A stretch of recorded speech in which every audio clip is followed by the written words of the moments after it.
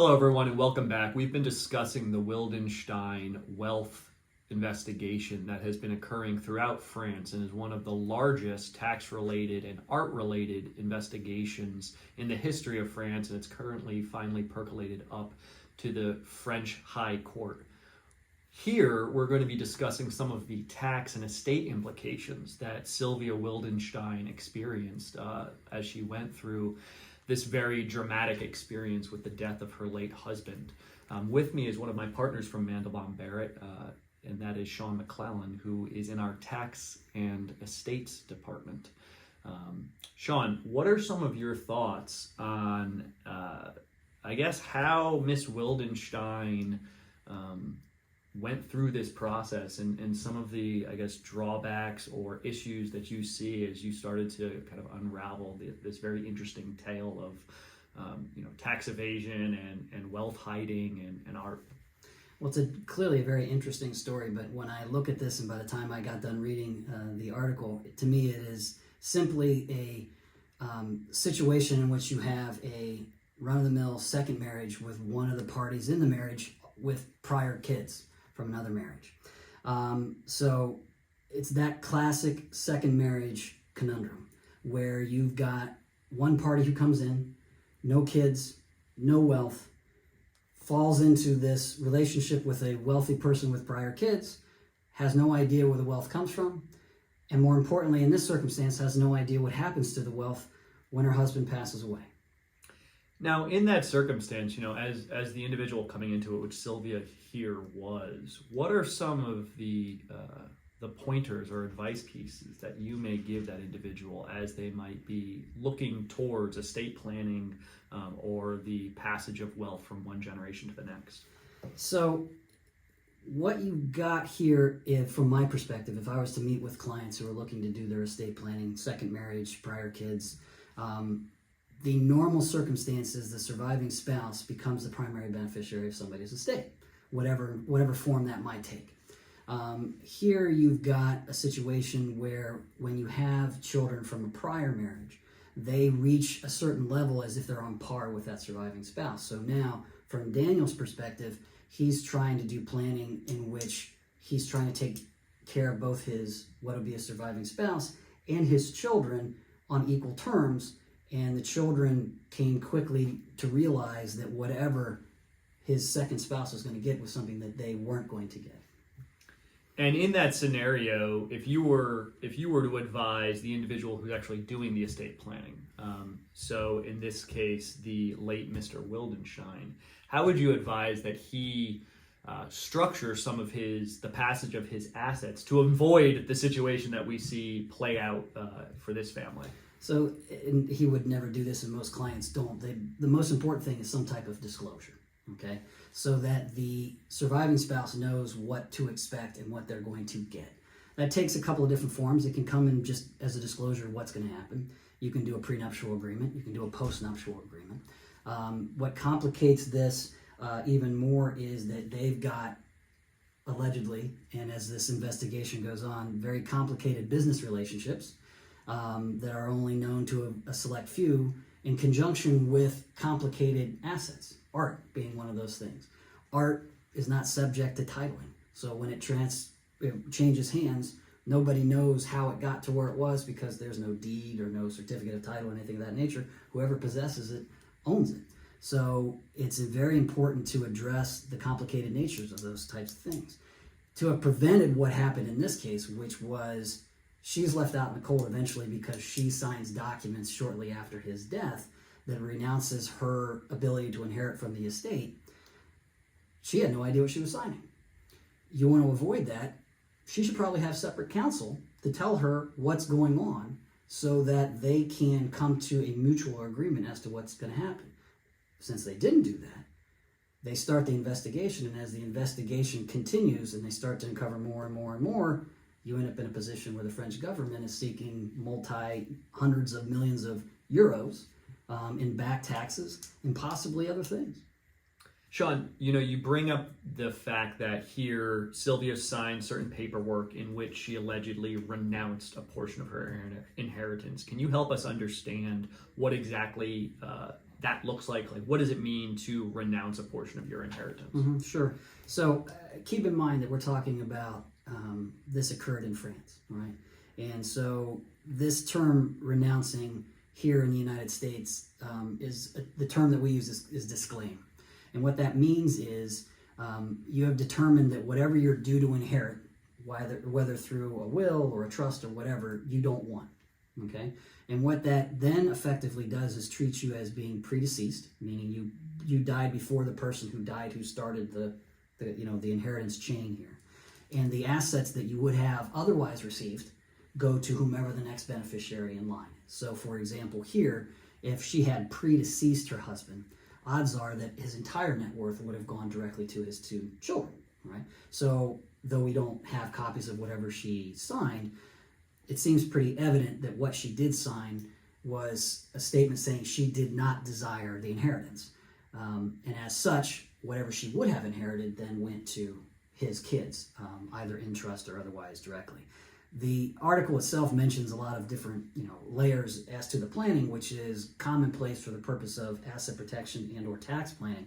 But in the end, somebody has to benefit. And when you say you don't want it, that's going to head on to the next generation. It's another piece in time in which separate representation from her would have given her the idea of what she was doing. She may or may not have wanted to do that, but a deal can always be struck and avoided then the repercussions of subsequent investigation as to why she didn't get what she thought she was going to get. Because even if, am I correct that even if, so if Miss Wildenstein was still alive and she was pursuing to undo that renouncement, she would then have to basically litigate it out after the fact, and it would become, I guess, for the American system, a probate issue about whether or not that renouncement had the power of law, if it was knowing, if it was intentional, if it was voluntary, all of those common parlance in my litigation background, where you're actually litigating out whether that instrument is legally enforceable. Is that right? Yeah, I mean, essentially, was it her desire with knowledge to do what she was doing? And evidently, based upon the article, it was not. Otherwise, somebody would have stepped in and said, yes, that's it. But I believe eventually her attorney in France was able to get that renunciation thrown out, but I believe it was shortly just before she ended up passing away, which made most of the investigation moot, except for the fact that what was dug up was then grabbed onto by the taxing authority in France, which is going to create a bigger issue than had they just given her better compensation after he passed away in the first place. You also brought up the complicated nature of art and that sort of asset. Now, when we talk about that being a complex asset group, how does that complicate an individual's inheritance, their estate planning, their inheritance planning, and all of that? So art is a difficult asset to value. Much like beauty, it's in the eye of the beholder. Okay, some people like particular styles of art and types of art, so it becomes difficult to value. It's apparently easy to store it in places in which people cannot find it, display it in museums as an anonymous benefactor or from a private collection, and there's no real record of the transactions that take place, because even when items are sold, they are usually bought through shells and other different things that ultimately it's whoever possesses it. From an estate planning perspective, it can be extremely valuable or not, and it's just a matter of who wants it. I mean, it's demand. Unlike real estate, where there's a knowing market or stock in a company, there's a market for that. It's usually determined every day. Art, only when a piece comes up. So 1 year a piece of art could sell for $12 million, the next year it's $450 million. So it makes it a difficult item to plan with and for. Not to say it can't be done, but it does take a little extra effort to work in those types of assets. And to piggyback on that, just because your background is so intertwined between trust and estates as well as tax planning, how is art planned for as far as like taxing purposes? I mean, here there seemed to be a lot of discussion about how certain art is kept offshore, is kept in foreign trusts and shell companies that are able to be structured such that a taxing authority is able to get there, kept in free ports, which exist in certain countries around the world where there are no duties, there are no import taxes. How is it that, what are some pointers for individuals who might have that sort of asset class, like art or wine, I think would probably be another area, or very expensive liquor, to best maximize a tax benefit with that sort of asset class? Well, as far as, it depends on what you want to do with it. Okay, so a lot of people collect assets, whatever, antiques, art, for themselves. A lot of times the succeeding generations don't want it. So then it becomes a matter of, especially here in the United States, its value increasing the potential taxable estate and who they ultimately want to have that material. Now, in this case, a lot of what the Wildensteins owned was unknown, and it's still unknown. So it's passing from generation to generation without anybody actually knowing it's taking place. Some people aren't as fortunate or unfortunate as they are when it comes to this. A lot of art that ends up in people's estates goes to some kind of charitable foundation, a museum, for display and enjoyment, because that's what it was collected for. This is not that case.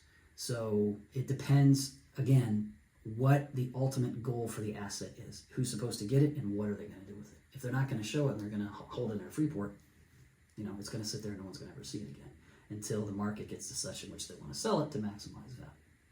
And how would that impending sale on the back end, how does that then affect the holder of it as far as tax purposes?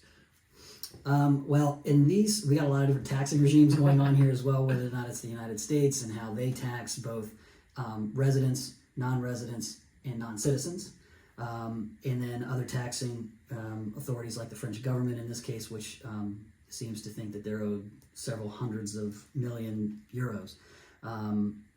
It's very difficult to say, but in a normal circumstance, the acquisition of art is a capital asset, and when sold is subject to capital gains if it's known that it was sold. Some of this stuff transacts unprivately and no one ever knows that it was purchased. You only see it when it hits Christie's auction block. Do you know that somebody actually sold a piece and who bought it?